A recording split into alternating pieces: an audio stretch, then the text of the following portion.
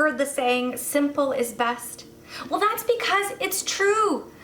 I, on the Silly Kitchen, love to bring you easy recipes. And sometimes you look up easy recipes and there's 60 ingredients and it takes 3 hours to make. Not here and not today. I am going really simple because you know what? A weeknight dinner doesn't need to take 3 hours. Simple lemon garlic noodles. I'm gonna show you how to put it all together with a couple really key ingredients and steps. And then at the end of the show, I'm also gonna tell you ways that you can change it up, flare it up, add different ingredients. As long as you know that base recipe, the options are endless. Let's not waste any time, get our pan warmed up, and let's get started building some of these flavors. I'm using a combination of butter and oil, do not be shy, and a whole white onion sliced. I'm also gonna add in 2 minced garlic cloves, and I'm just gonna let that cook down a little bit and hit it with a whole bunch of pepper because I love pepper, and a little bit of salt. Then I am going to take my lemon and zest it as much as I can till my hand hurts. I want lots of that lemon flavor.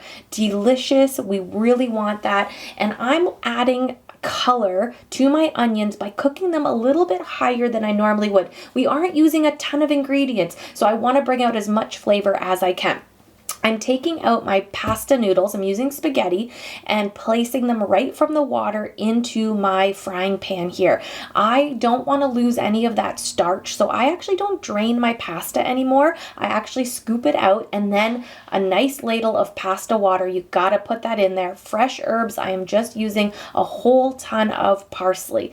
Now we want to let that cook out and let that beautiful starch water sort of simmer and come together. A little bit of lemon juice and a whole bunch of Parmesan cheese to finish it off. When I was creating this dish for supper, I already knew that I had fish in mind to add into it because I had this beautiful salmon that was already with a lemon pepper seasoning, so it was very easy for me to just throw that in a frying pan on the side and then add it in once the fish was cooked. Beautiful, easy, flavors all went together wonderfully. But here's the other thing. When you have that base pasta, here are some really great options that you can add to it if you don't want to do a piece of fish.